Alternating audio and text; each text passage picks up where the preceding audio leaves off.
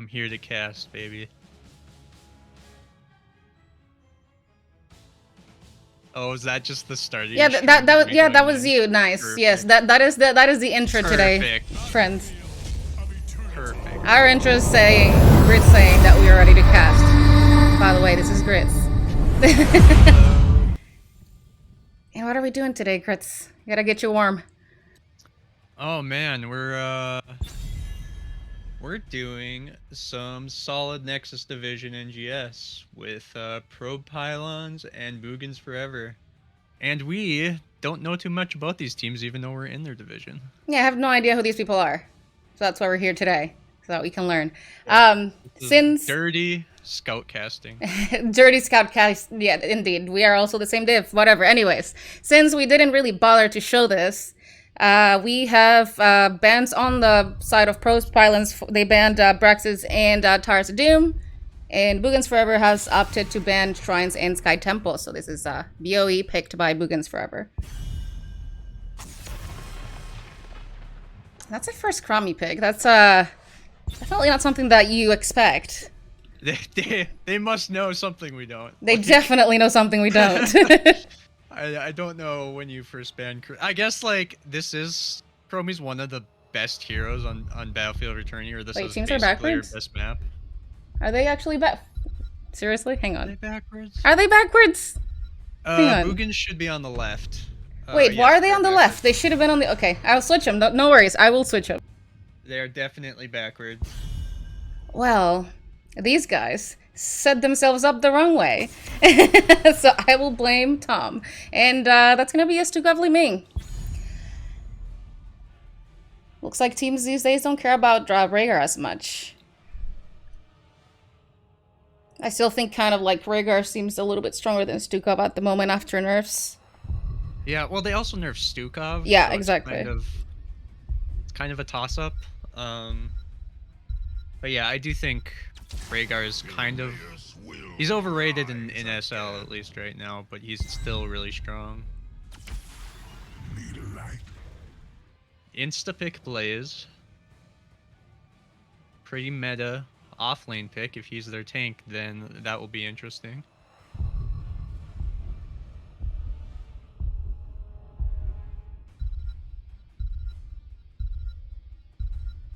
Sorry, I was busy typing in chat. I want to see a second pick for Henzo, which is very good here. Scatter, very strong, with a K.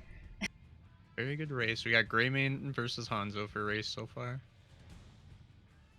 I am curious about that Chromie pick, because I don't know if they know they have a Chromie player and they don't want Chromie on this map because she just has such oppressive race on this map, or if they just have a Chromie one trick that they don't want to give to them.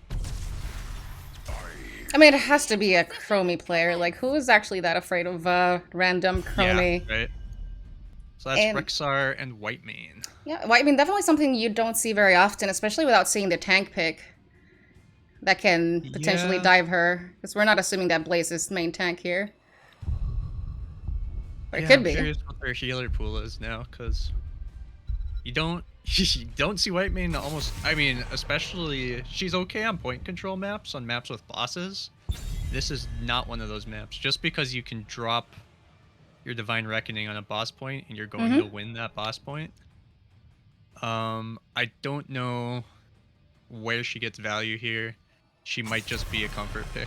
Oh, that makes sense for the Anubrak band then. But as well, if they're fighting over the Immortal, I'm assuming she's not going to position like garbage, but easily stunned, and then she does nothing. Because she stands still a lot. I mean, the Diablo and Anubrak are banned right now, which are both very good Endur, so... I think she's in a relatively safe position. Victory for the Forsaken. And somehow Rhaegar makes it all the way to third round here. Makes it past second ban. It makes it second ban and second pick phase. Ban phase, yeah. Maybe these guys know something that we don't.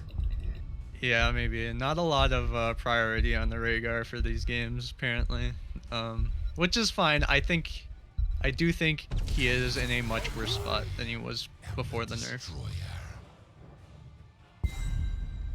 Deathwing Muradin. So that's a 4-man Deathwing for sure, right? Or no, maybe it's a 4-man Rexar.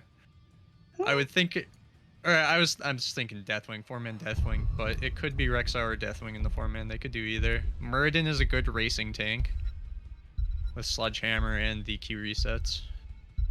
Yeah, it would definitely make more sense to have the Deathwing in the 4-man. However, he does have that glow ball, so it might be good for them to have him top as well. And a little extra layer of protection for the white main. Mm-hmm. And that's a taunt, potentially. Hopefully. Not, interesting we pick, could see anything. Not sure how I feel about a taunt variant into what they have. Yeah. If it's C-Smash variant, that would be wild. That would actually be pretty insane here, but then they wouldn't have a reliable engaged CC at all on their team. So you gotta assume that it's taunt variant. But man, if it's C-Smash, that'll be spicy. Well, C-Smash does help the Immortal Rays, doesn't it? A bit. I mean, more than taunt. I mean, of course. I mean, doesn't it actually affect the Immortal is what I meant. Like the armor. Does it? I don't know if it reduces the... I would actually have to test that. I have no idea. I thought it did. I thought that's why people picked it, but I guess I have no idea. Yeah, I'm not sure. I mean, it gives him more attack damage, so he just does more damage to it. But... I'm sure somebody in chat must know. Yeah. All right. All right, so before they start moving around and I can't read the names because I don't want to push tab, I'm going to quickly announce the side of Boogans Forever. We're going to see non-champion playing. I have no idea who that is because of this skin. Is that Hanzo? In Thundercats on Rhaegar. I'm just going to push tab. Screw it. Sylvanas played by Camp Villas. Don't know how to say that, playing Varian in Tom P's on Blaze. All right. On the red team, we've got Cankill on Muradin, Brickets on Rexar, Darkside on Deathwing, Volcanic Dog on Whitemane, and Walter Pling on Greymane. I don't know if I said his name right, but we'll find out. Yep, and it is indeed a Flame Deathwing. Yes. Oh, and this seems to be slightly too loud for me, so you can talk while I lower the volume. Perfect. So far, we just have Muradin trying to zone them out, and he's just taking a ton of poke damage to the point where he's going to need to leave. And him and Misha can kind of take turns taking the damage up front. Yeah. Since Muradin has his trait and Misha has the big heal from Rexar, it's actually pretty easy for them to just take damage for free and not have to worry about it. And this is an auto attack Hanzo. I would have expected to see a scatter Hanzo, especially on BOE. Oh yeah, especially into like Deathwing, Rexar for the percent damage. I mean, technically, if he does take the scatter arrow talent for the race and he has fully stacked redemption, he will, I think, race faster than he would with just scatter arrows, but don't quote me on that because I'm not entirely sure how those numbers pan out. It does also make sense with the auto attack having armor reduction on all thick boys here on the red side. I guess it kind of makes sense, but they will likely have to fight for the defense for the most part. And it looks like Deathwing's winning lane here. Yeah, he's punishing the wall right now. And back to the bottom side. Looks like we're seeing a Greymane here rotating for the top camp, along with his Whitemane. Tompi's just kind of chilled up there, waited for him to start it. He's waiting for his team to show up and help. I don't think they know Whitemane's there, though, so this might go very poorly for him. Well, they do know now, because this Tom here is getting chonked, and he can't move. That's a thick boy in front of him, but he somehow manages to get away. They don't commit too hard on that kill. Got tanks rotating up. Okay, now we get to see what Varian takes. He took taunt. He is indeed taunt. We didn't see the spicy C-Smash, even though it wouldn't have made sense with their comp. Yep, and we have both Doges at the moment taking each camp. This Doge is not doing as well as the other Doge. I should not call them Doges anymore. Yeah, too many dogs. Too many big old doggy wolfy boys in this game. They're gonna have pressure bot lane from this Blaze. That looks like they are looking to have an engage here on the Rhaegar. We see a Q from Muradin. I forgot the name of the talent, doesn't matter, but he goes down. That's gonna be first blood. What is it No called? sledgehammer on the Muradin as well. Nah, he's not. He doesn't care about race. He's So Hey, they have a gray main. I don't think they need it. they don't. Oh, that's gonna be a double on the. Oh, that's a taunt on Muradin. He's gonna be able to just jump away just fine. Meanwhile, at the bot lane though, we have a gray main free burning, and that's gonna be halftime for the side of Pylons, or is it probes? I will say we have the extra attack damage on Whitemane.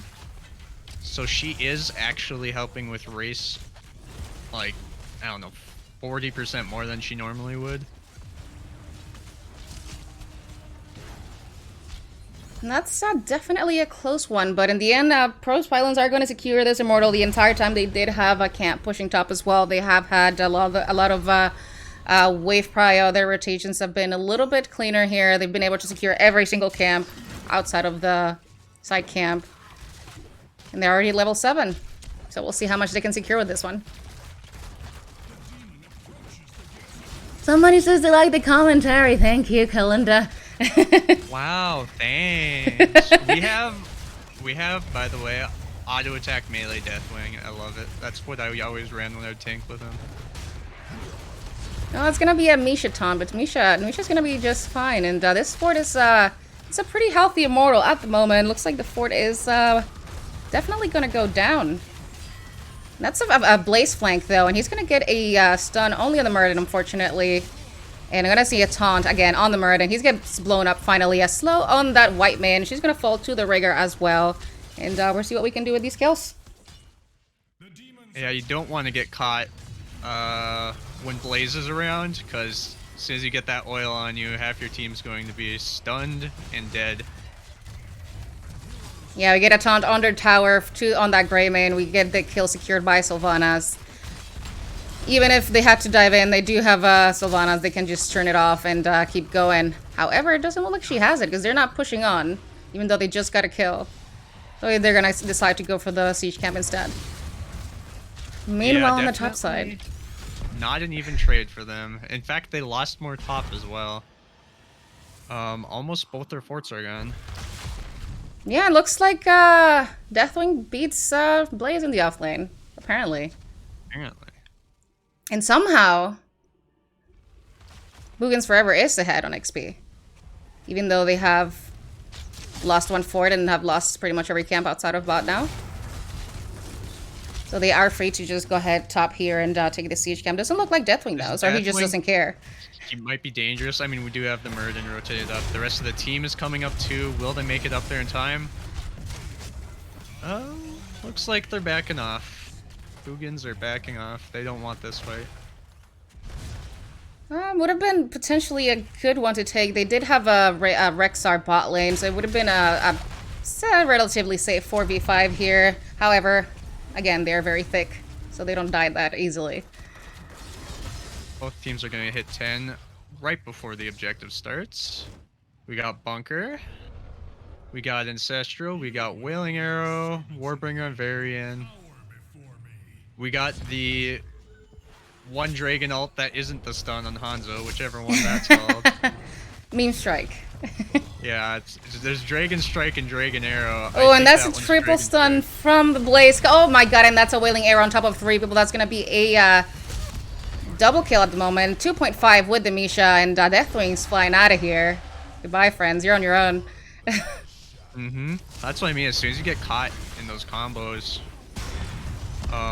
like one person gets caught up, Blaze is gonna follow up and stun also, and if you're around them, you're also getting stunned. So it's just big AoE massacre. Yep, and somehow Varian ended up on this side of the map, and he falls to the Rexar.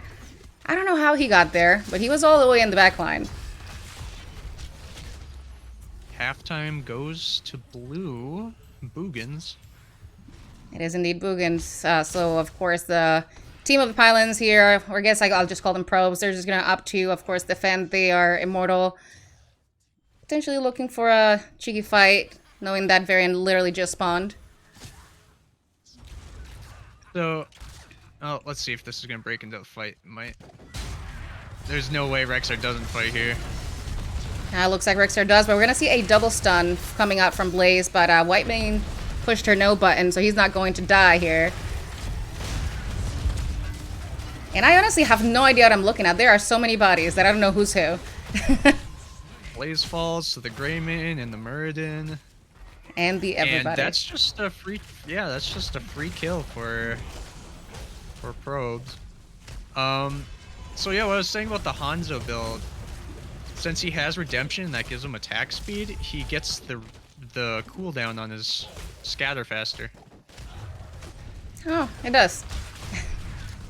So we do have the blue team once again on the race. However, they opted not to defend, and Greymane's race is very fast. We're gonna see. Oh wow, that guy's very low, but he's not gonna fall. They don't have the burst, and we're gonna see a taunt on. I don't know who that is. Again, too many bodies. I cannot see who's who. I cannot see who's who at the moment. I don't know what's wrong with me. Dark side almost falling to the scatter arrow. It's that was fine. spooky. All we know is that some bars got very low, and but no bars actually reached 0. Yeah, it was kind of just turn after turn there. You get the Blaze turn with his oil and his stun, and then you have the return on the other side with the fire from the Deathwing. So it's just trading damage back and forth. Boogans still really far behind map-wise after losing the second objective in a row. Yeah, they really are. They are ahead on kills, but unfortunately they haven't been able to find any value or much value with set kills. Looks like they are looking to potentially take a fight here. They are still down 13. So they're just kind of like crawling it out, but unfortunately it's not going to be quick enough for them, and the red team is going to be able to secure that camp and just potentially move away for the bottom one. Lots of soak being lost on both sides bottom, and neither team is going to be able to rotate down. It looks like Probe will though.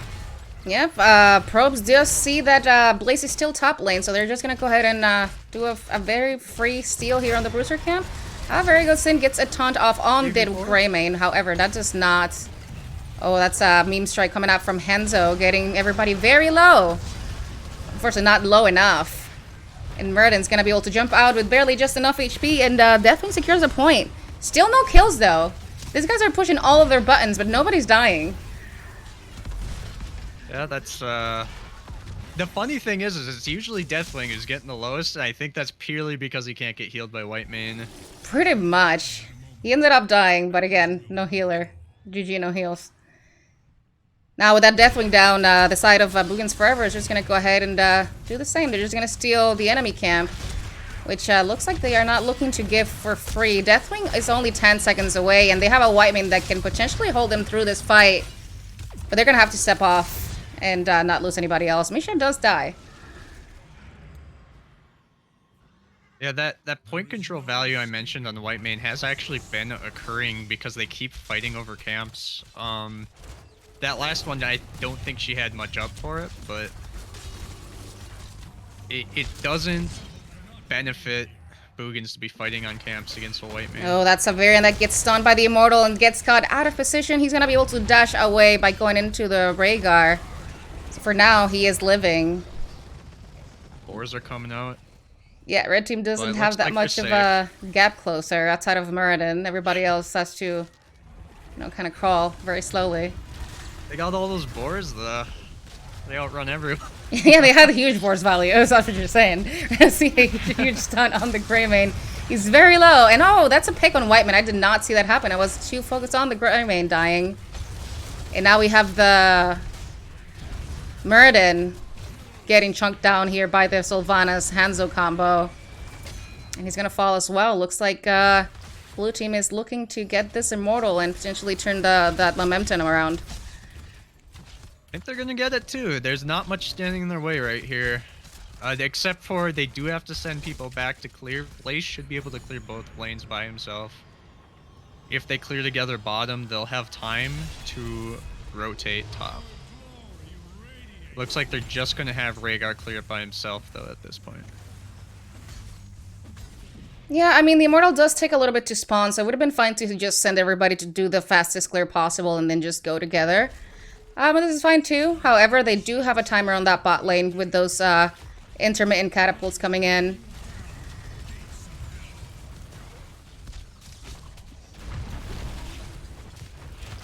This is a pretty healthy Immortal, so there should be at least a fort, especially with Sylvanas. They can potentially get keep wall.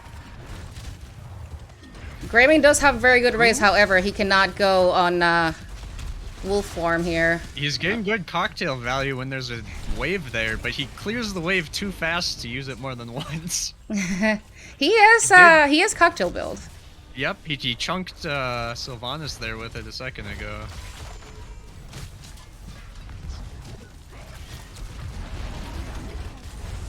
Oh, and that's a Hanzo very low. He's gonna step away. It looks like they're not gonna choose to take anything else here. I feel like they could have pushed a little bit more. They do have 16 and they have a Sylvie. Oh, that's true. I forgot they haven't taken this. I didn't realize that they were. Yeah, I forgot they were so far behind that they haven't taken this fort. So that makes sense now. Stalling their rotation. He might get punished for it. He still has bunker. He should be fine here. Question is, do they want to turn this? If he had died there, I would have questioned if that was you playing. Anyway, it looks like the red team still doesn't have 16. However, they are looking very good here with this re-engage. This man here, Varian, unfortunately goes down to the... I'm not sure what happened, but he got killed by the Greymane. For some reason, I saw the taunt off, and I thought he got taunted, but ha, he is a taunter. Looks like he got caught in the Deathwing CC and just mauled by the Greymane there. Yeah, and they didn't get the fort. The fort is still there. Ooh, Hanzo ult's way too late to get any value there. That feels bad. But it is what it is. At least you're using it, you know? Hey, if it's up, you gotta use it. It's only a minute cooldown. It's fine. It's not gonna be needed before the next fight. He's not waiting till next game. Yeah. Then, so we'd get one kill immediately. The red team just goes ahead and gets every camp. They're gonna go ahead next for the top camp here, the siege, and looks like they are going to split for it though. I imagine that the blue team doesn't expect it to be done. I mean, to be quick enough to invade anyway, so they're just gonna go and opt for the Claire. Maybe finish that fort, probably not. We got Probe turning the map their color. The map is just red now everywhere. That's going to be trouble for Boogans real soon. In fact, Blaze is already clearing. Yeah, that's going to be a Varian. That's going to get locked down and killed. Oh, and that big was a Hanzo damage. That was indeed big Hanzo damage. We did see a multiple people arrow here as well.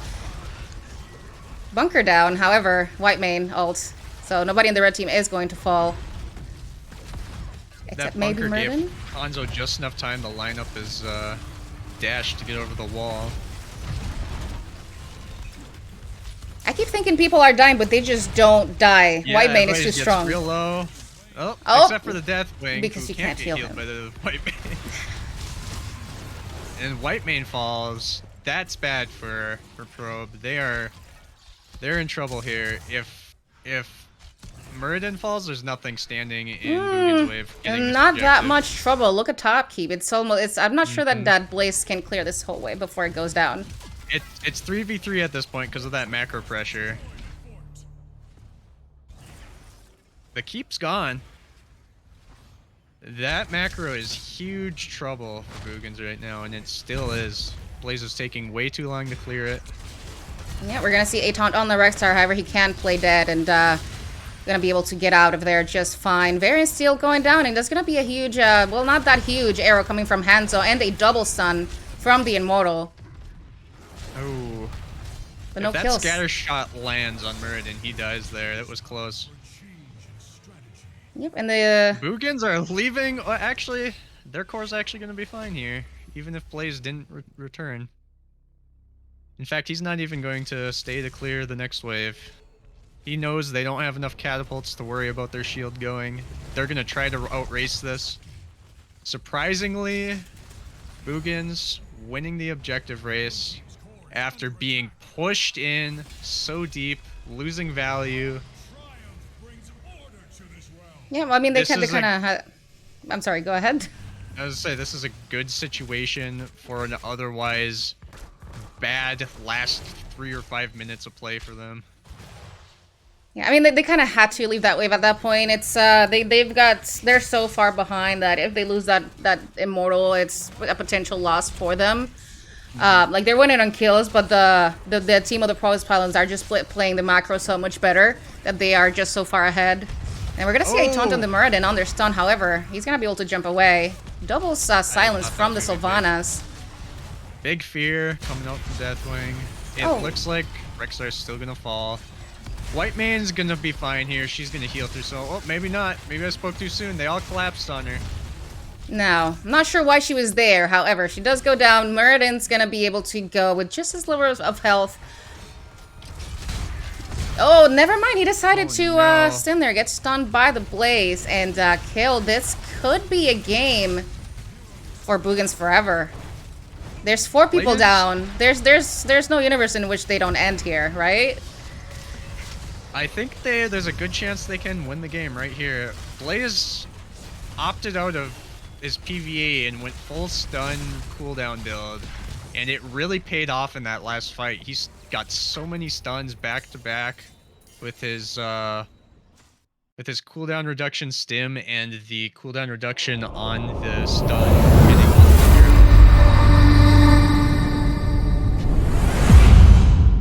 the I was definitely expecting this to go to Pro Pylon. Like they have been so far ahead. But Boogans forever just winning the team fights, able to get ahead here. Anything interesting you see on these talents or stats or anything? Talent-wise, I mean, stat-wise, Hanzo just poked the crap out of them. But that was largely due to what I was saying from level 1 with the Misha and the Muradin just trading, stepping up and taking damage, trying to zone. Talent-wise, nothing super interesting other than the cocktail build from the Greymane. I'm not sure how much value that got. I did see it chunk out the Hanzo and the Sylvanas a few times, and maybe that was the plan, but I'm not sure how much value it got overall. Often it was clearing the waves so fast that just one cocktail would clear the whole wave, so you don't have anything else to cocktail to do that splash damage afterwards. Yeah, that is true. Let's see here. That was top damage Deathwing by a lot, at least on their team. That's typical Deathwing situation. You always expect it. I'm surprised by what a margin, like the damage different margin is. That like Hanzo has almost double the damage of both the DPS, like the Rexar and the Greymane combined on the other team. And Sylvanas has almost matched damage, so you can see one team was getting poked down a lot, and that's reflected in the kills as well. But honestly, Probe looked like they might have had it, especially after that keep fell at the top, but they just lost that last objective. Yep, and a new lobby up. Looks like we are going to be going to Tomb of the Spider Queen, chosen by Probe Pylons, looks like. You guys cannot switch sides. Okay. Okay, I thought they were switching sides. Okay.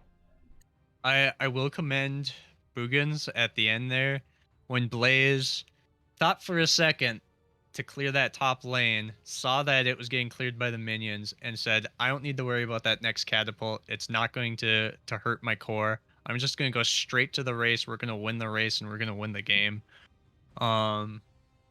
Really good way to just deal with all that heavy losses they had macro all game, to just come through at the end and basically say, we just win team fight after team fight. We stagger them, and we just push this immortal in for the win. And that's what they needed to do there.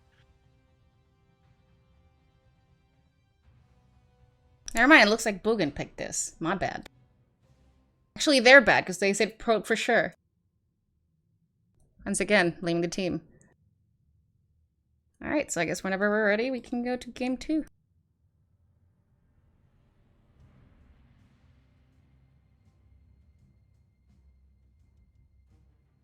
So what do we want to see on this map? The first thing I'm curious of is whether they still ban the Chromie. Because I assume that is just a big target ban. You know unless what? they just knew that they have somebody who plays Chromie on that last map. I was about to look, but looks like we're going. I don't have time for this. And cover your ears for the loud transition. Apparently it's very loud. I will say this is a map that Chromie used to also be a terror on when she would take multiple traps and put them near the turn-ins and basically always ward the turn-ins with her traps and make it insanely hard for the other team to turn in before your team responds. So it might still happen if they have somebody who just plays Chromie. Which I assume the teams did the scouting. I assume that's why they banned it. Maybe they were just afraid of, well, never mind. I was gonna say, maybe they were just afraid of those super long range poke, since Whiteman can't really heal that well outside of team fights, but there has to be a Chromie player, and I want to know who it is. And apparently we have to ban it.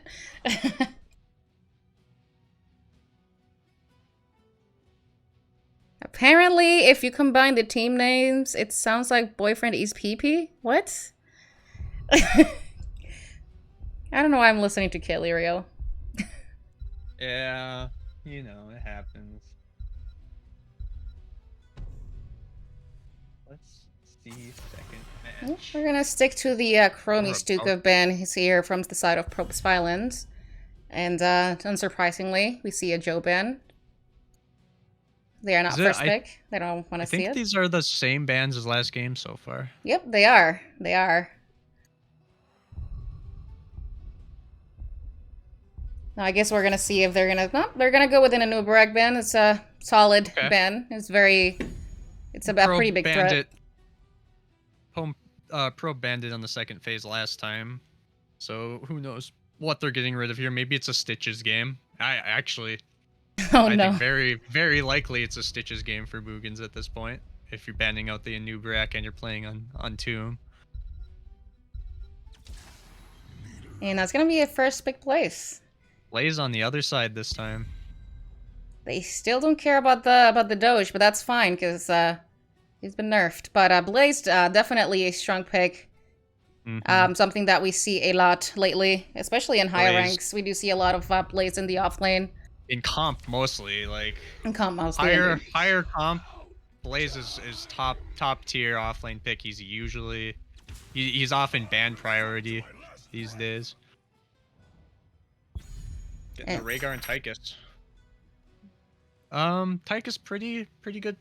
Well, not always as good as you'd think he'd be in the Blaze. We saw that in our last match when I 1v1 Mockery's Tychus with Blaze, but while being full HP.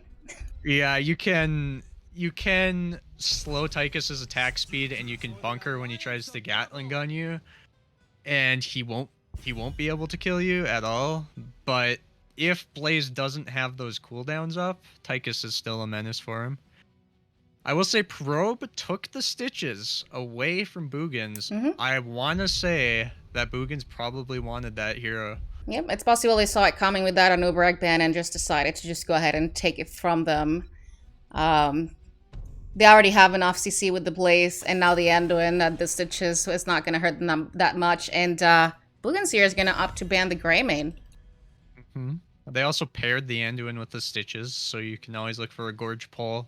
If you Gorge and you look like you're not going to get too much distance from the enemy team, or you're going to get stunned, you get Anduin pulled, and now you're deep in enemy territory after that Gorge.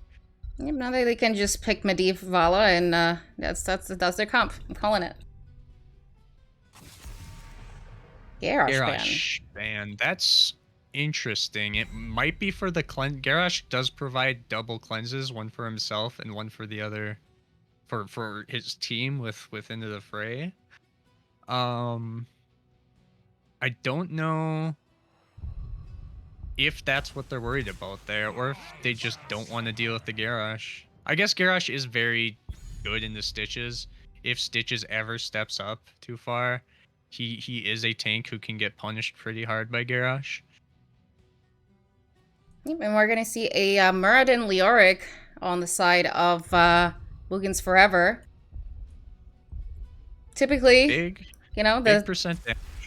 oh, that's percent. Oh, that's heavy. Speaking These of big guys percent really, damage. really enjoy Bruisers here on the. I mean, they enjoy thick boys on the side of Pylons. They don't have a single hero on their team other than Andy, who's should never be in the deep in the fight, who's not just thick, you know. Malthael is their skinniest boy. This is a 4-man Malthael. I'm guessing it's going to be a throwing shade poke build Malthael. It's worked since Malthael's inception. Has always been underrated. That's what I suspect is going to happen here.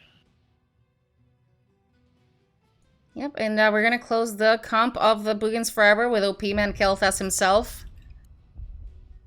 Yeah, that's an interesting pick. I don't see him killing anybody other than the Malthael pre-13. Once Malthael gets his spell armor at 13, Kel'Thas is going to have a lot of trouble killing anybody on that team. Or just because Kel'Thas often you're bursting down squishies. You just one shot. That's what he's good at. He stuns them. Your team has some follow-up. What the idea might be with Kel'Thas here is that you stun lock them so long between him and Muradin that Tychus does the majority of the work to kill their the big beefy boys over there. But we'll see. Yeah, I mean, they do have a pretty decent CC chain. However, the red side does have a lot of no buttons with the pull, bunker, and even the hook. If used defensively, they can mitigate all of that and, I guess, re-engage and, you know, just turn those fights around after everybody pushes their buttons. And before we get started, though, let me just quickly introduce the teams again. We're going to see Camp Billis playing Tychus, non-champion on Kel'Thas, Thundercats on Rhaegar, Tompies on Leoric, and I'm going to say Chow on Muradin. At least I said it this time. And on the side of Probe, we got Cankil on Stitches, Walter Plinge on Malthael, Anduin, or Volcanic Dog on Anduin, Brickets on Blaze, and Darkside on Asmodan. Listen, I don't know how to fix the transition, Kaylee. Deal with it, okay?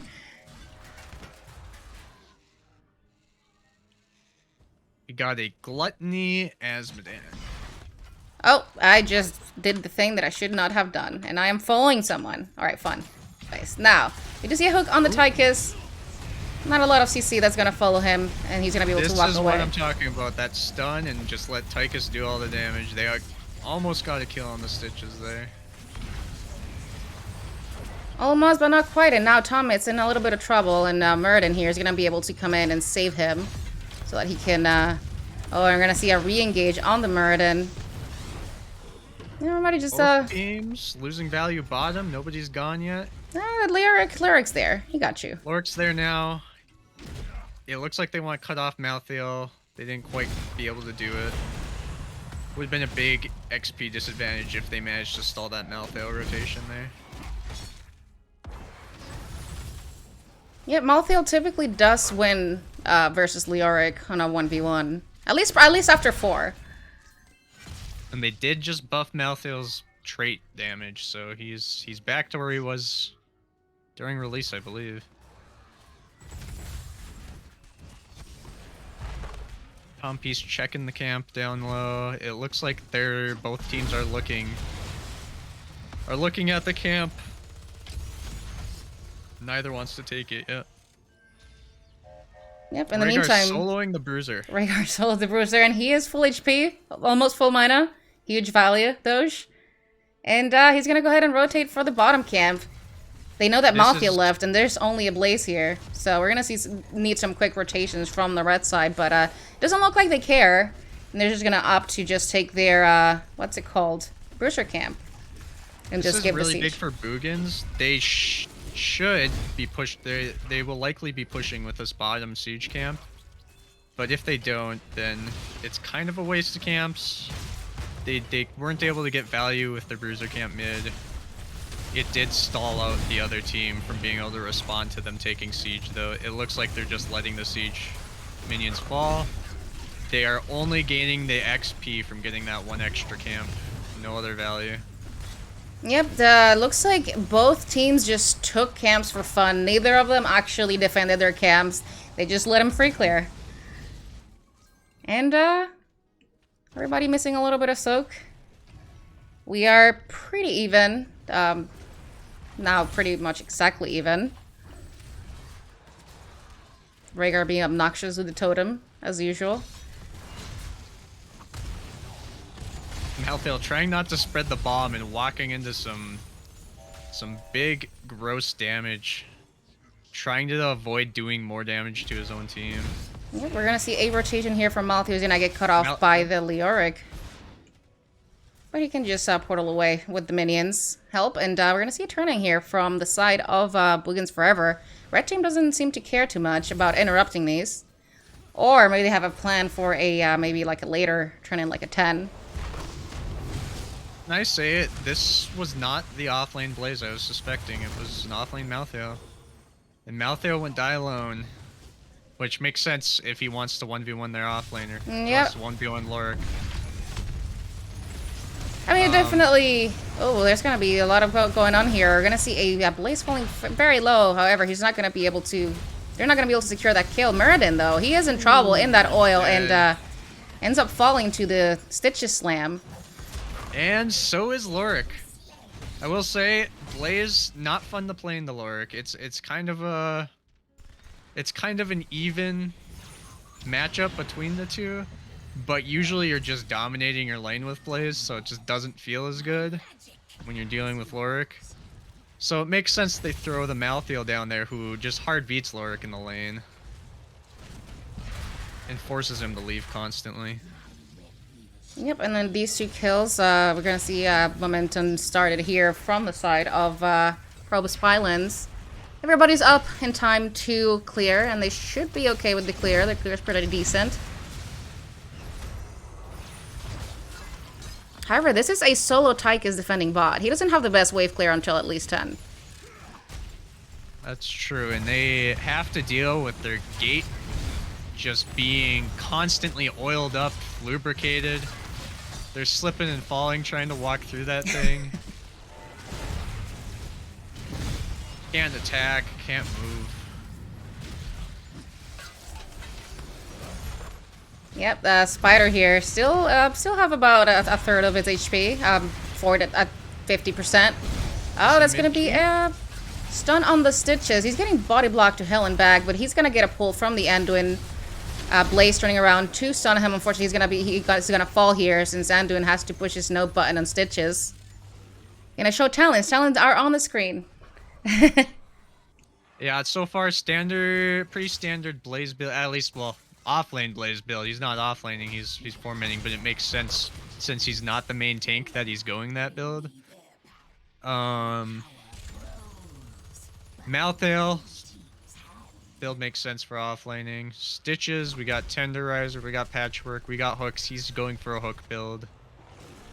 Asmodan's build's a little bit interesting. He didn't take the Master of Destruction. He wants the mana talent for hitting multiple heroes with the globe. Maybe he expects fights to just go that long, which makes sense since his team really doesn't have dedicated DPS. We have KT. We have my favorite talent on KT over there, Sunfire Enchantment. Infuses his auto attacks with spell damage. Alright, that's gonna be a solo entomb on Anduin. Over the gate. He gets over the gate. CC'd and followed up by everybody else. He does fall. Just to quickly go over the ults, we did get the entomb Phoenix on the Kilthas, Odin on Tychus, Ancestral, and what's it called? I forgot the name and I can read it and I'm not reading. Avatar, there you go. The last airbender, that's Muradin. Yep. And now that the blue side does have ults, they are gonna choose to re-engage here without their healer. They do not care. Malthael heals himself. He doesn't care. So we're gonna go ahead and see a Gorge on the Rhaegar. Light Bomb on Blaze. Rhaegar in a lot of trouble. He's gonna fall to the Malthael ultimately. Gonna try to deny as many gems as they can here. And they're good. So most of the ults came out there. We've got Gorge, Last Rites, Light Bomb, Bunker, and Tide of Sin on the Azmodan. So big globe build on Azmodan. Yep. The only ult still standing at the moment is a Bunker on the side of Pylons. We do have another Entomb back up and Phoenix once again. We're even on structures at the moment. A few more kills on the side of Pylons. Everything's pretty even though. Both teams have turn-ins. We have some interesting alt counterplay where we can see Bunker save people from Entomb, but also we have the Odin and the Phoenix that can just hammer around where that bunker is. As soon as they come out of that bunker, they're taking a lot of AoE damage. Oh, and we're gonna see a Stitches getting CC chain. Just barely they interrupt that Kel'Thas and get their own turn in. I thought they were gonna just give it, but instead they do end up getting that interrupt. So instead they're gonna have their Weavers on their favor. We do get the first 200 stacks on that Azmodan. So the Dunks are gonna be starting to chunk a little bit more now. I will say that's Master Assassin damage from the Tychus. It's not bigger they are. I think they get more kills with bigger they are, but they get more Odin value with Master Assassin. Yeah, but that's going to be a Gorge Light Bomb combo on that Tychus. He is not going to fall, however. What? Muradin going in to save, gets slow enough to get last righted. The hook killed Muradin. Oh, I guess it did.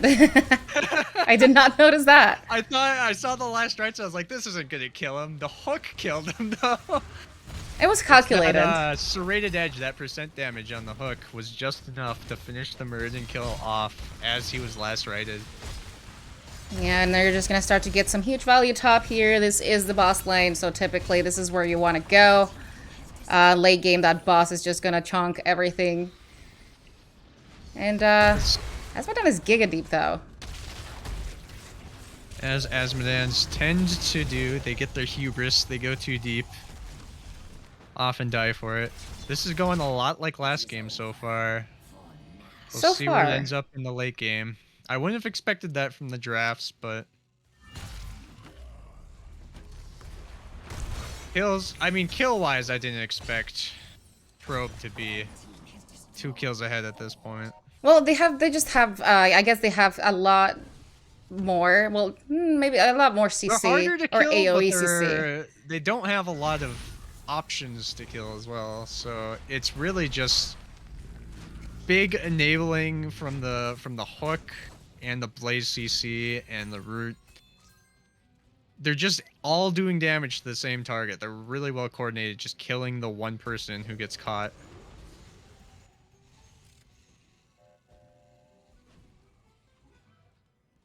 And you can't ever underestimate the Blaze damage. Blaze is actually kind of a nightmare. He does way more damage than people ever suspect. And that's going to be an Entomb on the Blaze immediately, the Bunker. And that's going to be a hook on Kel'Thas. Gorge, and of course, we're going to see that Light Bomb come out from the Anduin. Blaze just opting to zone away, hit the teammates. We're going to see a kill on Kel'Thas. The rest of the team just got to run away now. And Kara says that Stitches and Asmo don't deserve to win if they're on the same team, apparently.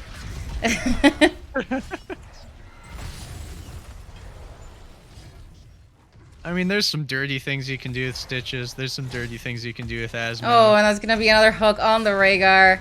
These guys walk in straight lines, friend. But he's going to be able to get away. I guess maybe they were not expecting to hit that one because they didn't look like they were too ready for it. But instead, they're going to collapse on the Muradin, and they do have a Malthael that can chunk him pretty well. We're going to see a Latrites come out. It's not going to connect. Well, it does, but it does not kill. And then a Stress Stroll as well. I think the Ancestral came out second, though, didn't it? We got the Entomb whiffing on the Stitches. Barely missed the body block. Feels bad. Got some peel from the demons. Yeah, just trying to get a quick pre-16 engage. Unfortunately, they're not going to get it. So instead, they're just going to try to get some value here with their web weavers. Trying to push the lanes out, but they've already spawned. So at this point, it does not matter. It's going to spawn where it's going to spawn. Middle is already there. It's going to get free cleared pretty much. Team is not there.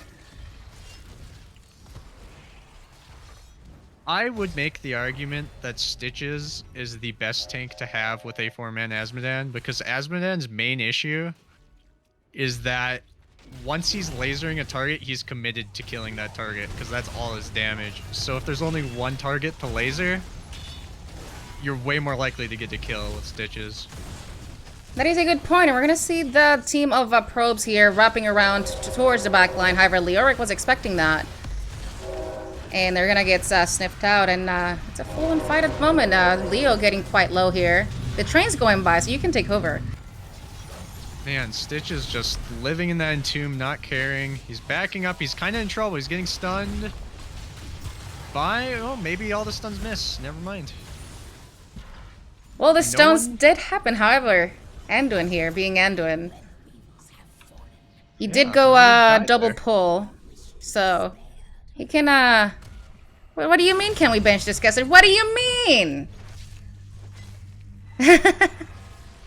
I'm not saying I condone the Oh, you. Okay. I'm saying if you're gonna run a 4-man Asmodan, Stitches is your best tank for it. Because I think Asmodan's kind of Papega in the 4-man. I think he's a great solo laner. Listen, Sturge, you're arguing against a guy that likes offlane Asmo, so it's all good. Oh yeah. And they do have the Anduin Stitches combo, so it's not like Stitches is a bad pick here. If they didn't have that, I would say the draft is a lot more awkward, because that is most of their kills this game is from just having Stitches and Anduin on the same team. Oh, this is a solo Asmodan. I do want to see an engage happen. It looks like he was looking for an Entomb. Decided not to go for it, though. Red Sheep was bot lane. Would have loved for Boogans to just... Oh, Entomb was off cooldown. Never mind. I'm stupid. Get a little more pressure before that turn in. They weren't at risk of losing that turn in. But hey. At this point... Yeah, at this point, it's a little bit sketchy. If they just had cleared that top lane, maybe they could have pushed mid. They got huge value by denying that bottom camp that the red team was going to get, okay? I guess they did deny the bot camp. I don't think these... They maybe will get the mid for it. I don't see the spiders getting much more value here than that, because they spawn so far back. Oh, was that a double pull from Anduin? I think he left that deep hold, because I saw that Asmodan jump twice. Does he have that jumpy talent? And he has the heal off of it, yep. I thought he had trample for a second, because I saw him going. No, he does not have trample. He took the % damage on the globe instead, which makes sense here. That's going to be almost like no value, even though they had just had a web weaver phase. Bot lane is still getting pushed by the red side. They really want something, but it looks like they aren't getting anything. They push back in on mid, but at this point, it's just a risk. Big side step from the Leoric, denying that hook. However, the red side does have another turn in. Bottom side is awfully pushed in as well. Boogans are still in trouble here with that mid fort still up. The Stitches threat is still a massive threat as long as that fort's still there. He can hook you on the entire right side of the map is sketchy for them as long as that fort's up. Yeah, looks like they're not going to contest turn in and instead just opt to go for double camp to help with that pressure coming in. We do see the probes Pylons already positioning top lane for that key pressure. I was waiting for the blind hook. It never came out. I would dismount him, and that is not value. I just remember that I need to move my Nexus diff thingy. It's lopsided, and I hate it. No collapse on the Leo. It looks like they're committed to getting this top fort. Maybe look for a boss and an end afterwards if they get kills on the side of probe.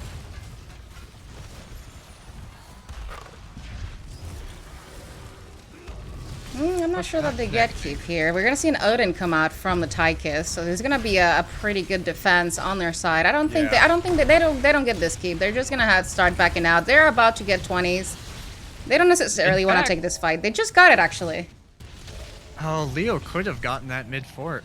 I think he Oh, gave the up on camp is it. still... Oh, never mind. The camp is dead. Camp did die. They had the same problem that Boogans just had. They didn't have their waves pushed out. So the spiders, they lose almost their entire health bar before they even get to a structure. Yep, and with their 20s, Pros Pylons is going to go ahead and start on this boss. They don't care that the enemy team is all up. They're just going to do it. Enemy team doesn't even suspect it, it looks like. Got 20s on both sides now. And Oh, that's got going to some be a 20 boss talents. cap that I might actually get the keep this time. We got TBD. big globes on Asmodan. I don't know if they're going to defend this boss. It's Oh, going to yes. be spooky. I did fail to show the 20s. Oh, we do have the Buried Alive, Flamethrower, big red button, double Ancestral, and Rewind. We got the Unstoppable on Stitches. Malthil, Insta Revive. We have... Oh, stun on root on the stun root thingy on Anduin. Oh, Pride did he on get out there? I didn't even Asma. see it. I thought he got gorged. No, he used his Wraith Walk and walked away. Ah. And then They auto are attack. contempt with just the keep. Just the keep. I would say that is plenty, but now the team of Boogans Forever is on the chase here. Stitches is potentially in trouble, however, Anduin is entombed, so he cannot pull anybody. There is a Silence bunker. Entombed. There is a Oh, he gets in bunker. the bunker just in time. Oh, He's that's still... Somebody kill this in man. danger. Murden still... Murden wants him. Oh, but we're gonna see a kill on Malthiel on the backline. This Anduin's still living, though. Murden second guessed his plan to jump in there. He did the rewind, he jumped in deeper, and then immediately backed off. Yep, and we're gonna see a Stitches fall way too fast for that pull to come through. Malthiel did revive, Malthiel so in he is back danger, here and but- killing that Kilthas all by himself. We're gonna see Blaze coming in. He should fall here as long as they keep hitting him. He is dead. Yep, that's gonna be 2 for, well, technically 2 for 3. However, oh, that's gonna be a Buried Alive over the gate. Short 50-second entomb cooldown. However, they It do. is a travesty that cooldown is that short. Yep, he's gonna fall himself. However, they do have enough. They do have enough to secure those 2 kills, and could potentially get that keep. However, Asmodan, being Asmodan, has he can just like chunk him down. Push. Yeah, he can just one-shot everything. What he should be doing here is he should be dropping his demons as soon as the wave's about to clash, so that they all aggro to his demons instead. Yep, that's what he's trying to do here. I mean, at this point, they better get this keep, considering, look at mid. They just had, They're in danger of losing their bottom wall on Boogans' side, but not really much else with Leo about to respawn here. that's gonna be keep for keep. Mid four still they're- standing. That's gonna be a gorge on the Rhaegar. However, we do have a hammer coming in from that Muradin to stop him. This is why that mid fort's still a threat. Ooh. Hate to see it with the Stitches here. Yeah, he's gonna be get out just fine. However, and these people definitely need to reset. They do have a turn-in, so I do want to see them clearing these lanes before they do that this time. Hopefully, it's not a wave clear phase. Camp secured by Tom. And we're gonna see the red team positioning here around turn-in point. I mean, I'm sure they have vision of them here, right? I will say we have Burn Notice on Blaze, which is a little extra CC. It's got a slow applied to it. It's a little extra damage, but mostly it's the I don't think my team's gonna get in my bunker talent that you take when you're when you are the only one other person are getting in bunker. I mean, I'm not gonna lie. I always forget that bunker exists, even though you play it a lot. Yeah. Oh yeah, I've taken Burn Notice in a lot of our games because I'm like, nobody's getting in my bunker this whole game. And then some games we're all getting in the bunker, so it's like, then you upgrade the bunker at 20. I know that the bunker is pretty big, but sometimes you just gotta say, hey, there's a bunker, and maybe I'll see it. Oh, that's a very deep Murding. He's gonna opt to jump away. That's gonna be a missed hook from the Stitches, so they're safe for another 12 seconds or so. This Tomb game, man, is going so long. It feels long, but it's only been 22 minutes. Stitches didn't hit the hook, so he's just gonna go ahead and walk melee range of Tychus to get that that gorge going. We're gonna see an Entomb coming out. CC traded on both sides. Oh, that's a Kiltha skill in the backline. I did not see that happen, and Malthus gonna fall as well to that living bomb. Up. Oh, they interrupted the jump on Murder. He's gonna pop Avatar in an attempt to live. However, I don't think he's gonna make it. He's healing. He's healing. He is healing. The passive healing. He's still but dead. he is gonna fall. That is 27 gems that fall from the side of Boogans forever.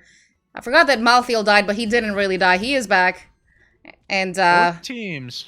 Let him keep. It's still pushing. Let him try to still pushing. Here. Both teams also still have big siege tools in the form of Bunker and Odin. So, if I were Boogans here, I would be taking that bottom keep and backing before to defend the boss. Because right here, risking a boss fight when your team is going to be 5-man to defend it, kind of spooky. I don't think they're kind of just doing nothing. They're waiting around. They know they're doing it. I guess Tom Peace wants to go in alone and die. Tom. I mean, you gotta get that trade value sometimes, you know? Yeah, he's Leo. He doesn't care that much. He'll be back faster than other heroes, but that still is one person down for at least 30 more seconds. Well, in his defense, I don't think they defend a level 23 boss. So he kind of had to do something, but at the same time, this does not help. I would have loved to see him go bottom and just start backdooring. Possibly. Force him to leave the boss. You could have pushed that siege camp all the way over to their core. Yep, we're gonna see a gorge pull once again on that Kilthas. He's gonna get rooted out of that, and he's gonna get killed by the Esmodan. Meanwhile, on the core, we got Blaze feeding. Soaking up the damage like a sponge. They're not killing this boss in time. It's not happening. Yeah, it's just not going to happen. So all that macro pressure that's been trickling in the whole game, it's gonna catch up to them, and we're gonna see a 1-1 to Probus Pylons now. Yeah, we're going to game 3. And cover your ears, transition incoming. When you still got Odin up, go use it. Go use it. Go break their core. Then you make them think twice about taking boss if you're killing their core. I would have loved to see that. I mean, it says relatively low cooldown. What is it on Odin? I believe it's 100 like seconds, actually. It's 100 seconds, but the Odin at level 20 there lasts... Because it goes on cooldown while it's still active. So effectively at level 20, let me see how long it actually lasts. It lasts 38 seconds about at level 20. So it's effectively a 62-second cooldown. Not too 20. bad. Yeah, you can just spam it on cooldown. Like a minute. Yeah.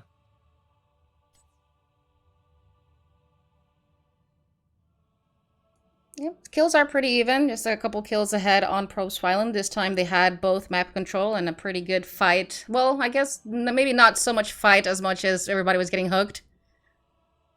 But still. Yeah. Yeah, they were getting a lot of Stitches value, which was what they needed. If they had to get any kills with that team, it was somebody gets hooked, that person's dying, and that's how they played it. Yep, and they played it pretty well. The 4-man lanes definitely make sense with the Stitches. You are definitely lacking a lot of CC, so you're just helping his team with that. Yeah, definitely. I definitely did not expect this comp to win. It looks very memey. Yeah, it does come down to,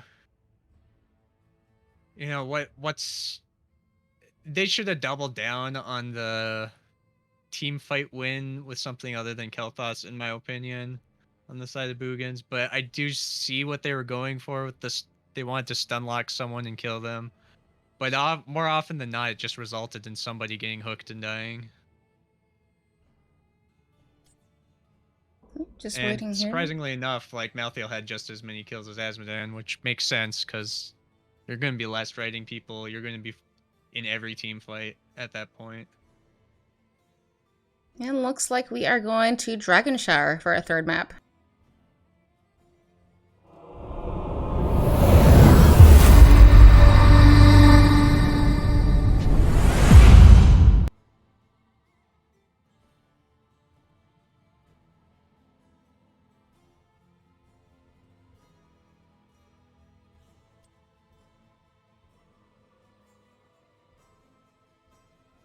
Okay, just so you can have a quick look, this is what's going on at the moment. Map 1, picked by Boogans Forever, won by Boogans Forever. Map 2, picked by Boogans Forever, once again, won by Pylons. And now we are on Game 3 on Dragonshire. I still have no idea who picked it. I'll tell you in a second. Teams are Curious getting... to see if they pull out any wacky strats on Dragonshire. I am blown away if that was a practice comp on the side of Probe.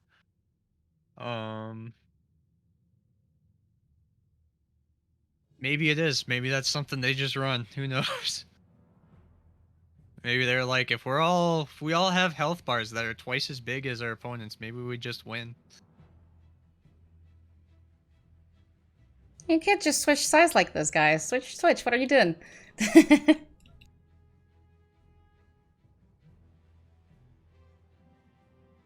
You can't confuse the fans like this. Okay, they're switching. I bullied them into switching. Yeah, they made the mistake the first game, and we're gonna make them commit to that mistake. Pretty much.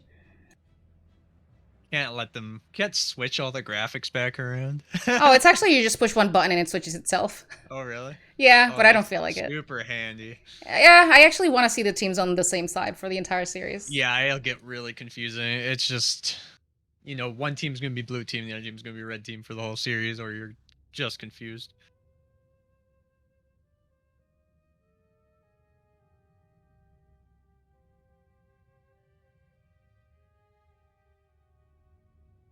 So they're opting for D-Shire when their other choices were Alterac, Curse, and Volskaya. That doesn't surprise me that they'd pick D-Shire out of those maps. Not a lot of teams play Alterac, not a lot of teams like Volskaya. And Kursala is just Kursala. I'd say it's about it's a 50-50, but between expecting D-Shire or Kursala to be played here. Nothing too weird being picked up.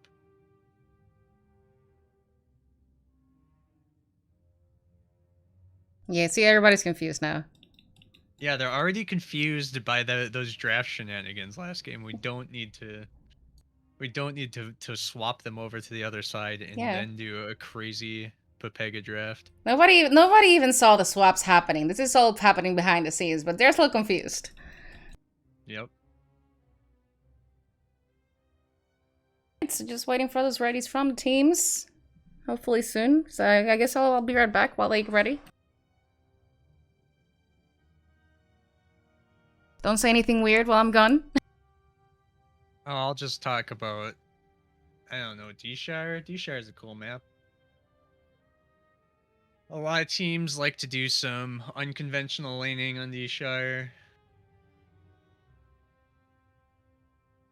Ravnar wants to see a Cho'Gall. I want to see a Cho'Gall. I don't think we're going to see a Cho'Gall. But we'll see what happens for the laning situation. We already got a 4-man DPS Blaze.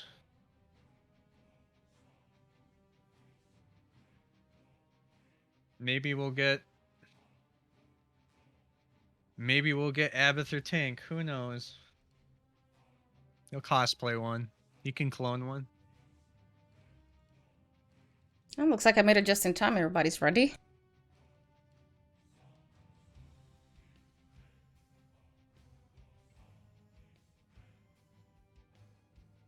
Looks like everybody's ready. Hopefully they start up.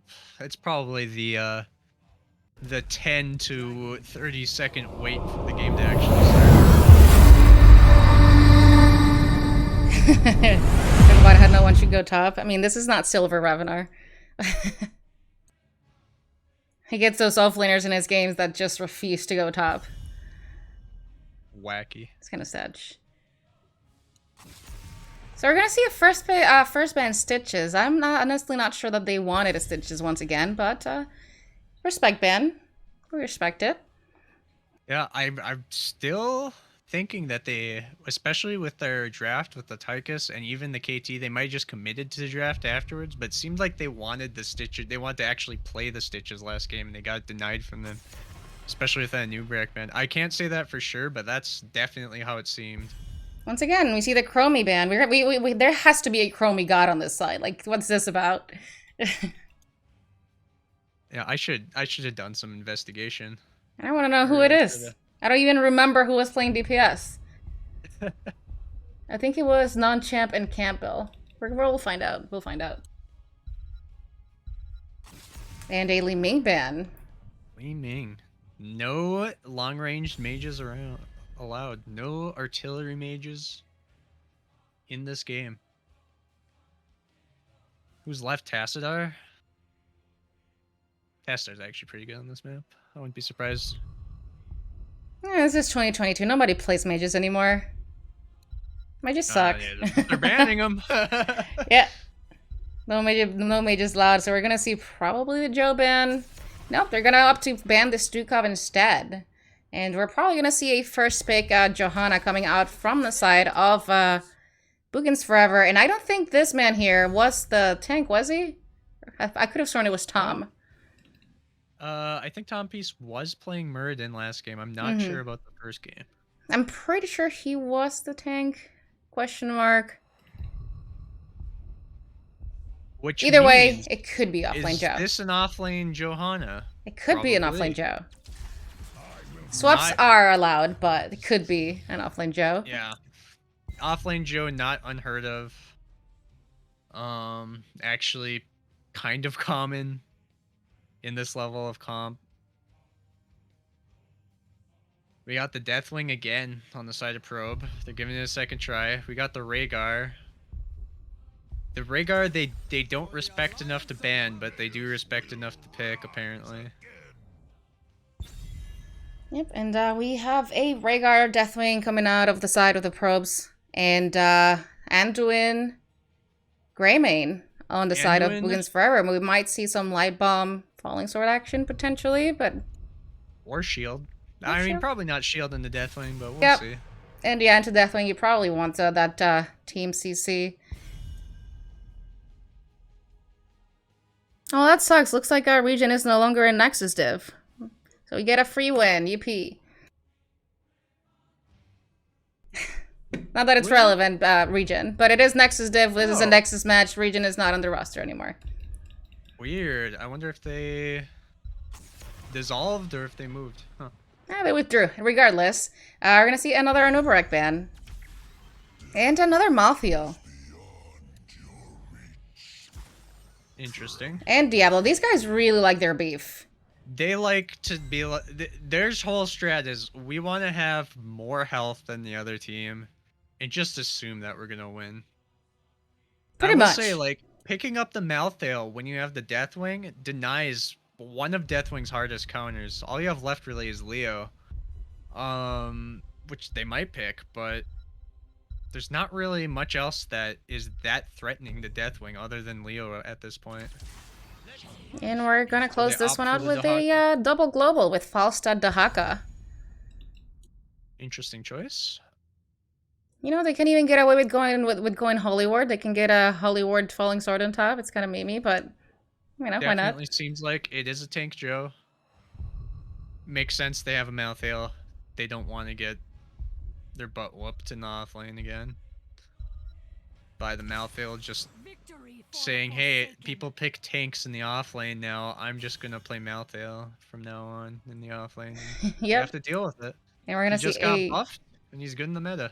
Technically a solo DPS Sylvanas. I mean, the Last Rites doesn't really do a lot. Like, we do have two heroes that can self-cleanse with the Burrow and the Falling Sword potential. Maybe Anduin will opt to go for the defensive ult instead and just help his team as well.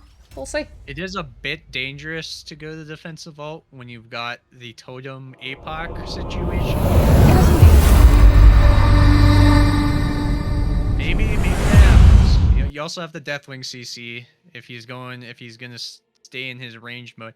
He did go the auto attack Deathwing build where you usually stay in the ranged mode, but you're also typically staying in melee range just to essentially bite people to death.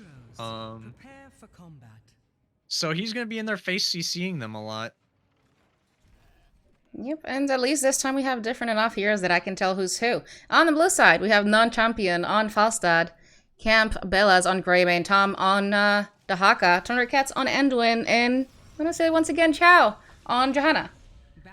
On red side, we got Cankill on Diablo, Walter Plenge. I still don't know if that's a G sound or Ing sound, but he's on Malthael. Volcanic Dog on Rhaegar, Darkseid on Deathwing, and Brickets on Sylvanas. I think by now you should know from all the Peepos that it's a G sound. Is it a J sound? I did Yeah, the J sound the second badge, time. This badge. time I did like a hybrid of the two. Yeah, we're gonna see a Tong coming out on this Diablo. He's gonna get rooted Diablo under is tower. He's gonna dead. get that fall very quickly. That's an 18-second death. Pretty good. By Diablo standards, pretty expected. when you're trying to just go deep and force them into your team with Diablo, that happens. It's whatever. It's a level 1 kill. It's barely worth. It's worth a minion and a half. Pretty much. And just to quickly go into talents, we do have an auto attack fall set, which does make wow, English. Malthael being collapsed on his rotation. They did not give him the chance to rotate. He did an aggressive rotation from their side bush, and he was. Boogans just said nope. Yep. That's In the gonna meantime. That's gonna set Probe way behind on Soak. Yeah, it really is, because he did go for the Pale Horse, so he was Tom. potentially expecting to double soak, but Tom's gets a max range Tong on can kill here. This man is He's still smurfing. going for it. However, okay, never mind, he's backing off. He's gonna be able to get out. That was a burrow by Tom. He burrowed into their death bush on their side, and we get the Deathwing choke point. Hate to see it. It was such an insane gank by Boogans. It almost worked out until they all just got too low and Deathwing showed up. Yeah, it was so insane that it worked out for the enemy team. Well, now that we are full level behind, we're missing all of the waves, losing all of the camps, and until they're tiered down, this is gonna be uphill from here. Yeah, they're a level and a half. I will say there's some XP to be garnered for Boogans still because they did get the soak advantage before they did that. So they should catch up by about half a level. They're still going to be behind by a level. Yeah, Unless we already they just get pushed in bottom, which Yep. maybe this is what Probe wants to play this game. They don't want to pressure Dragon too hard. They just want to get this bottom fort. Yep, by just having both points, they do make sure that not everybody's defending here, just having somebody defending mid-top. They did get a whole wall and a little bit of that bottom fort, which is pretty good. You don't often even see that value from a dragon itself, so that is actually very good. Dark On the side top just side, though. bullying people on Deathwing today. On the top side, though, we are getting pushed in by the Dahaka Greymane. Everybody's here. Yeah, they're trying to get camp advantage. You know, they see that they lost a lot of value bottom. They're saying, hey, we should push with our camp top. Maybe we can get a good chunk of the fort top. Ooh, tongued Malthael, but Deathwing collapses in. I don't see this going anywhere good for Boogans at this point. Nope, they have chosen to retreat. They cut their losses. I would have expected to see pro Pylons just recognize how many players were top and push bottom. That is definitely the lane that you typically want to take. It's a better trade for them. But decide to instead just defend, and neither loses a fort here. Good enough. They did use the Deathwing global to get up there pretty fast. And the Falstad can always just global fly up there, so it is interesting that they left the Falstad alone. Yep, we're gonna see a flip on the Johanna. Now that's gonna happen. It is a Johanna after all. We The got Haka Tom choosing to Peace burrow Burrow in. He's looking for a tongue. He is gonna find it on Diablo once again.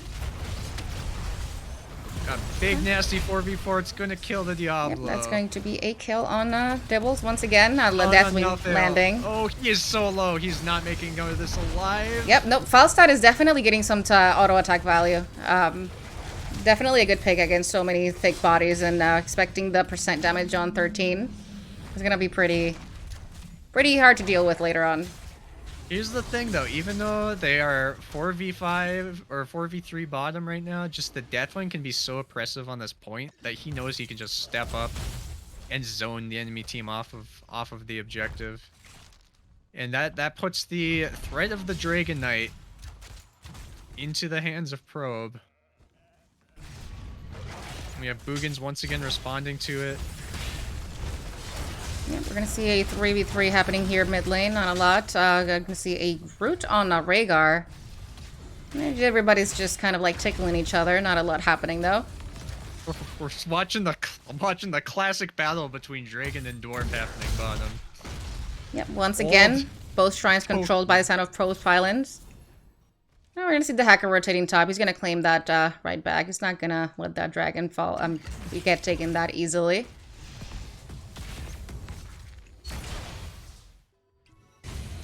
Meanwhile, Sylvana's just securing their siege camp. We do have an available siege camp on the blue side as well. So Greymane misses his cocktail though. Dark side cataclysming in onto the bottom point. He will want to fly eventually to get his armor back, but he's content with his health bar, it seems. Yep, they are almost 10 and they recognize that, so they're just trying to go a little bit hard here, even if it's on Johanna. Want to take that 10 advantage and potentially secure this bottom fort. Now that's going to be a false start flying mid lane to secure this kill on Malthael. And he's going to fall, securing 10 for the blue side as well. However, Johanna does get killed here. I didn't see that happen, unfortunately. I was too busy on the false start flying. Yeah, I didn't even see where she died. Black arrow on the fort, but it's getting gusted Oh, that away. guy is still getting hit by towers, so he should definitely be dying here, and he does. We're going to see the Greymane following up on this Rhaegar. However, the totem slow, it is pretty brutal. So he's going to be able to doge away.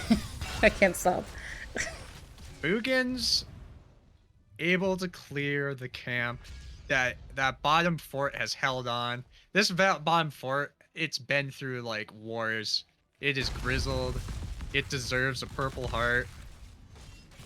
I am amazed it's still standing.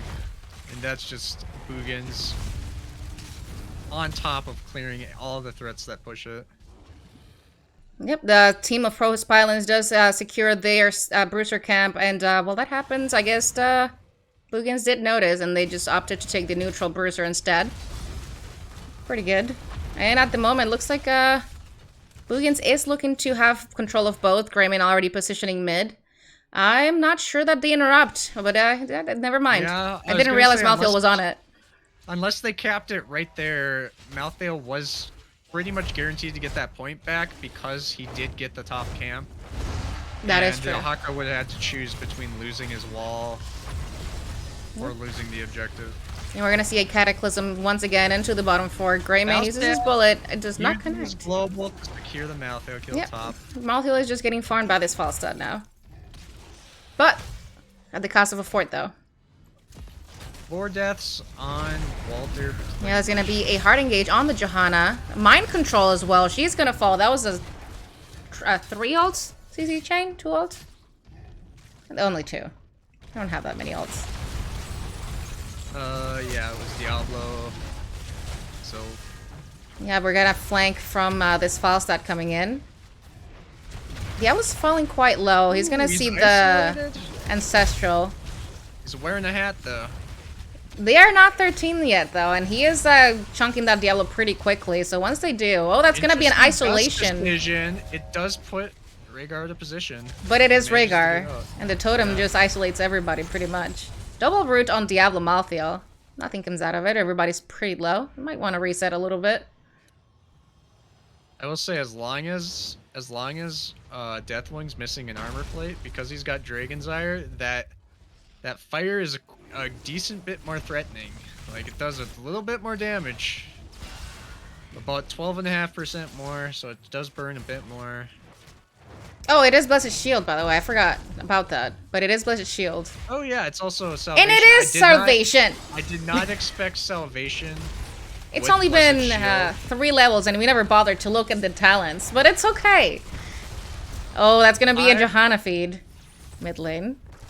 I thought if he was gonna go salvation, then it was guaranteed a falling sword to cleanse the salvation. Yeah. This is kind of crazy. I don't think I've seen it go off yet. Have I? I did see him try to use it once. I'm pretty sure, but I don't think it went off. I thought I heard the noise of it going off once. I don't remember seeing it yet. But that would just be a testament to the CC of Probe. They're just slow pushing this wall. He's trying not to get hit by both towers.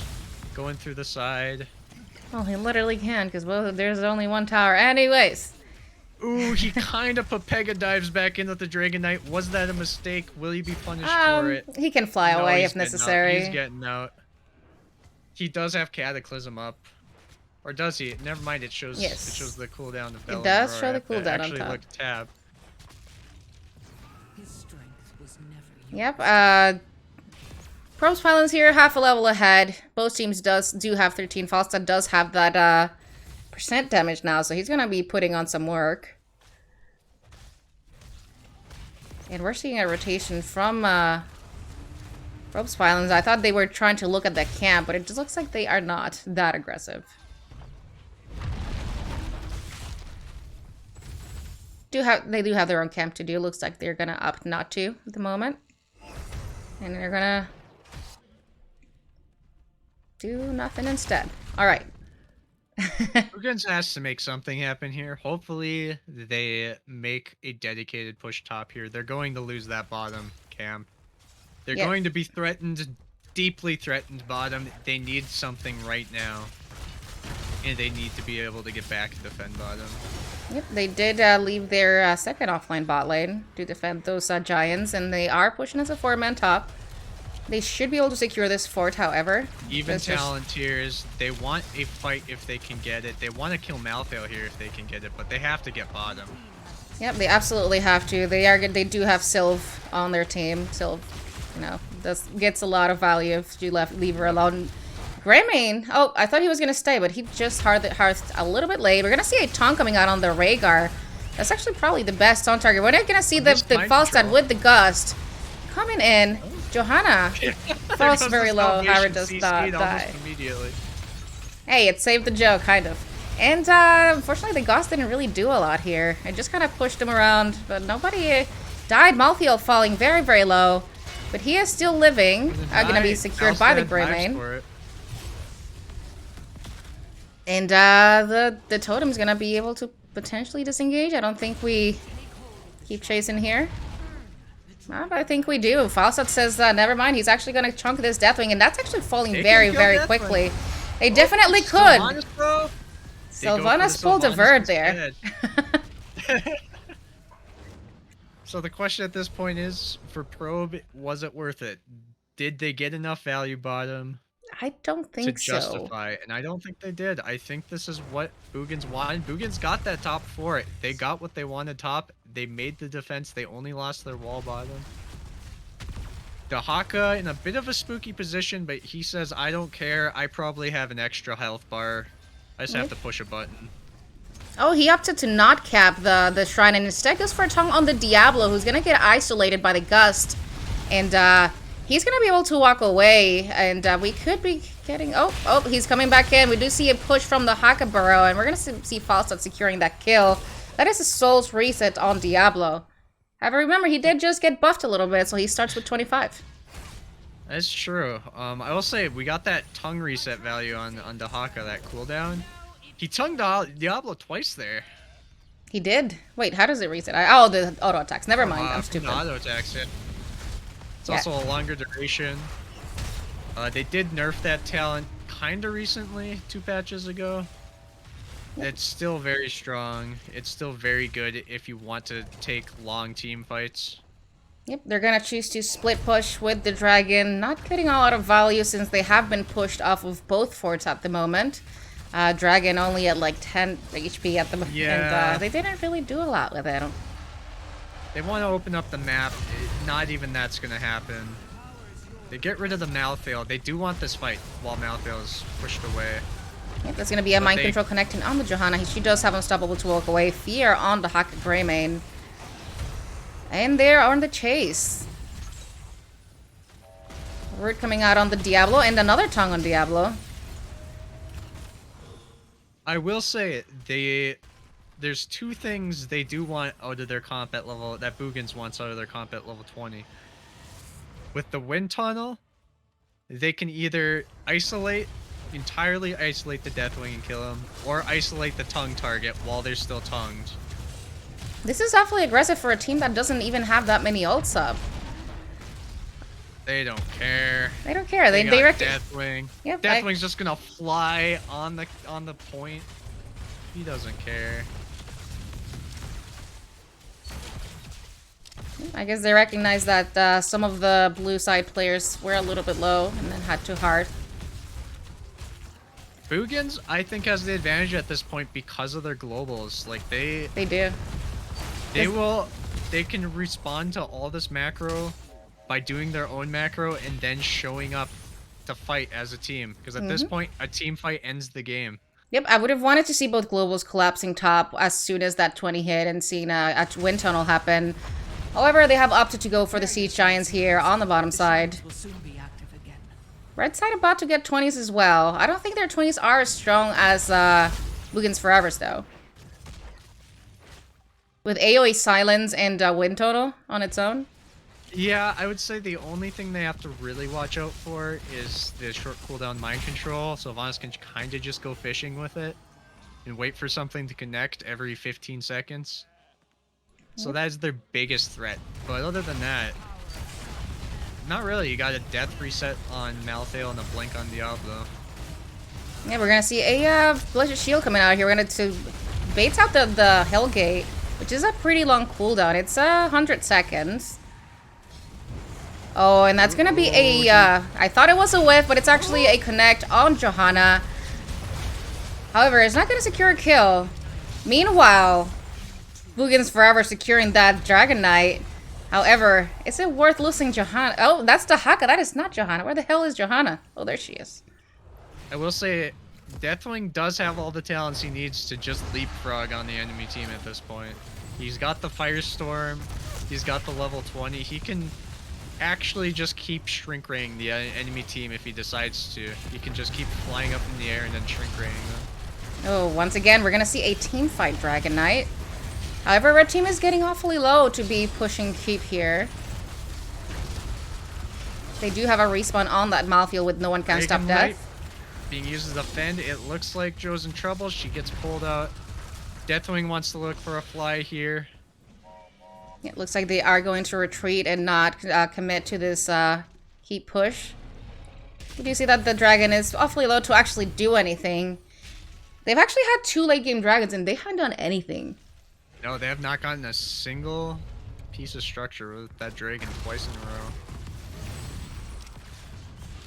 Feels bad. However, they might get top keep at some point. There is pressure building up there. They've got the globals to move up there if they really want to. Yep, now all 5 players are up, so a Pros Pylons is gonna retreat. At this point, honestly, just get off the dragon. You're not doing anything. Immediately going for the camp. However, Diablo's looking. Changes his mind. We have these awkward stalemates under the forts on both teams. They keep both trying to collapse on these forts and not getting any value. Everybody here working on this Brewster camp. Meanwhile, the team of Boogans Forever trying to finally get their ports here. Nope, never mind. They're just gonna leave. They don't have vision on probes. They don't want to step up without that vision. They know one team fight going either way could end the game at this point. We got the Hawker ready to clear top. He's showing top. We'll see if Probe wants to punish the Dahaka or not. I don't think they will because they lost vision of Boogans at this point. They can definitely afford to potentially look for something. They do have that pressure building bottom, especially with those giants. Just want to potentially stall the blue team and finally get that bottom key, but it looks like they are not going to do either of those things. And Instead, they're Looks gonna like go they're top. rotating. They want to punish the Dahaka for being alone. They chilled for a second. They said, do we have vision of them? And then they saw the Greymane. They saw the Anduin and they saw the Falstad and they said, okay, that's only 2 people who could show up here. Yep, they've chosen to even out the pressure top lane with this top fort. We're finally seeing structures getting taken after how many minutes in this game? Both teams trading forts. I would say Boogans has the better trade here. Oh, yeah, absolutely. Nobody cares about top. It does alleviate the catapult pressure that that Probe's been dealing with top for a while, but on the other hand, you're just opening up another place for Boogans to actually open up a win condition. And up until this point, they would have had to have gone through top to do that, and now they can go through bottom. Yep. They do know that Dahaka is top, so they might want to go and get this Bruiser camp. But Boogans Forever is threatening this mid fort. They're threatening the mid fort. They're getting fireballs dropped on them. That Anduin is hella deep. We're going to see an engage on that Anduin. He saw it too. We're going to see an immediate wind tunnel to save the Anduin. He still has his ult though. And all of the interrupts are pretty much gone. Cataclysm. Oh, and Deathwind's going to go down here first off. And there's a lot going on, but it looks like Probe's Pylons is losing that fight. We're going to see the Holy Word Salvation. Value. Huge value from Holy Word Salvation. Malthael is going to respawn, though. And he's going to coming to join his teammates. And I don't think they're going to be able to secure any other kills. However, they may be able to secure the fort. The Haka's awfully low on their tower. Gets a pull from Anduin. The only ult that's going to be consistently up is Mind Control at this point. That could be threatening for Boogans. I will say, Anduin took Censure over the ult upgrade. I don't blame him. I don't think he expected to get a full channel off on his salvation. He's using it to stop the last rites from killing people. And the Deathwing, unfortunate timing on his abilities there. He missed the massive AoE Shrink Ray and then cataclysmed into the Wind Tunnel. Right when Wind Tunnel cast it, he was already casting Cataclysm. Just unfortunate timing, wasn't his fault. Yep. But that's what I mean with isolating Deathwing with that Wind Tunnel. It's a free kill. Yep, definitely wanted to make potentially something happen here with that Deathwing being dead and Malthael. No one can stop dead being on cooldown. That is 180 seconds. That's a full 3 minutes. So if they kill him again, he actually stays dead. But they instead decided to clean up their lanes a little bit and not looking for mid once again. Yep, they're just trading shrines. Top's gonna fall. And they're not gonna get mid. Not gonna finish it off. Once again, they retreat. Diablo here. He does still have. Oh, I thought he died, but he does have souls. Oh, it looks like the wave might finish mid off finally. There it is. That it will. And that's gonna be a double shrine capture for the blue side. Oh, never mind. Falstad steps off. Seeing the rotation happening. He knew the Diablo was on his way. You do not want to be caught on that point when Diablo's there. Boogans knows they have equalized this game. They have. At the moment, Probe's Pylons, once again, with their bot lane pressure, they do recognize that and decide to invade this Bruiser camp. Boogans Forever doesn't really care to defend it, though. They do have this bottom global. Tricky.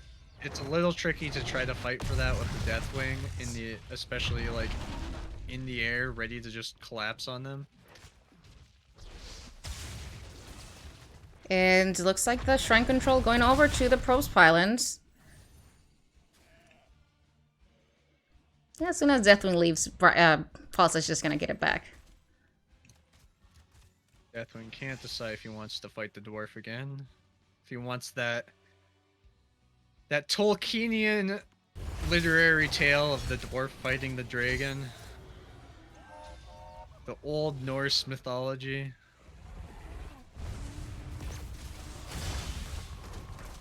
Oh, it looks like they're looking at the Haka top lane.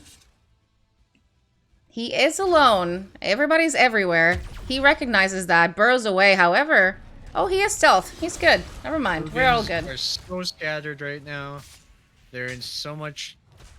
If Probe groups up here, looks for a pick on anybody on Boogans' side, it's gonna be dangerous. Yeah, they really are all over the map. We do have vision on the team coming bot lane, so Falsa definitely wants to get out of there. They still need to make some time for that Dahaka to be able to clear off the Knights.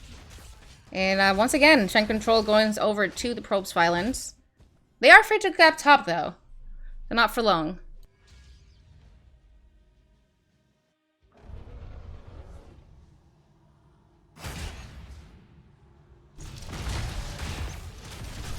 Well, oh, Falstad try almost turned the objective top. They still gotta defend that.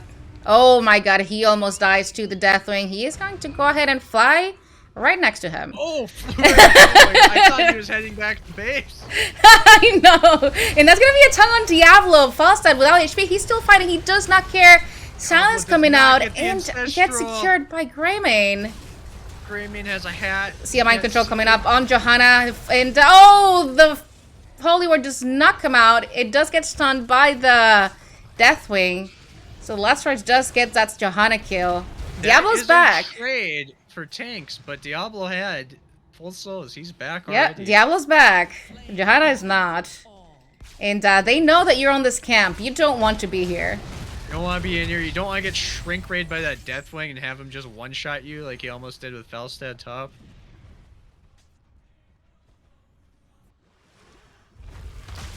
Will they finally get this bottom keep? They've been poking, they've been picking at it. Well, after 27 minutes, I would hope so.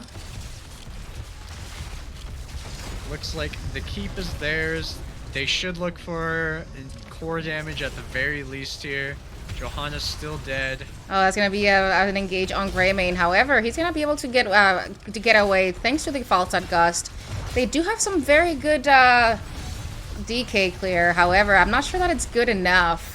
Core falling very quickly, 30%, and it looks like game number 2 is gonna go over to Probe's Pylons. Game number 3, that's their second win. Oh, no, number 3, thanks. I can't count. And Probe Pylon. It was way too long, though. Oh my god, the last 2 games were back and forth.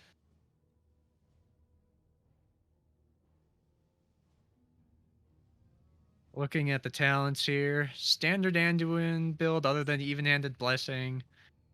Well, actually, he took binding heal as well, so you got some of that self-healing on Anduin. I'm actually gonna look at his total healing. He did get out-healed by the Rhaegar a bit, even after Rhaegar took the nerfed healing talents. Other than that, standard Sylvanas with the mind control. Pretty standard Malthael solo lane talents. We got the leapfrog Deathwing talents, but he never leapfrogged with it. Joe, surprisingly, Blessed Shield upgrade at 20. They have one person on their team they can't even stun. On the other team, they have a Rhaegar cleanse. Don't know if they would have gotten more value from the shield or not. Otherwise, I can't really comment too much on the Greymane build. It looks fine. Solid auto attack Falstad. Solid Dahaka. Yep, once again, we have more kills from Boogans Forever. However, Probe's Pylons macro pressure the entire time. Just securing that win there.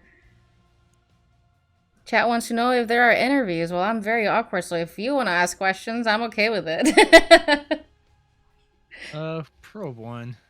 They did. Who did? No, we'll ask them if they want to be interviewed. How about that? Alright, then you can ask them things, because I don't particularly care. Alright. Hold on. Let me... Am I still in the lobby? I won't worry about it. Alright, I guess we're not worrying about it. It's kind of weird for me anyways.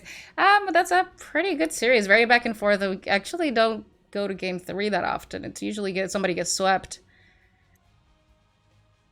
Yeah, it was kind of I mean, the first game, I mean, all three games, Probe had the early game macro advantage, and the first game, well, all three games also, Boogans just turned the game around late game and were either holding their own and making the game last painfully long for Probe, or in terms of the first game, they won one big team fight, they staggered them, and they just won the game. So it was pretty evenly matched.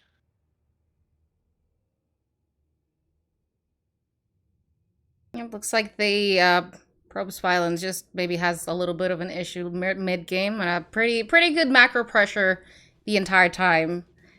Just really on top of all the camps, and knowing that they have a timer on the enemy team just to make plays on the opposite side of the map. It's just very good macro from them. Yeah, for sure. I would say Boogans, they could have had it. They were close. They just got to work on their ability to take those advantages that they're getting in the late game and turn it into something, or even when they're losing a trade or they think they're going to lose a trade, just go get that keep, go get that core, like make the play for it. Don't try not to wait to lose.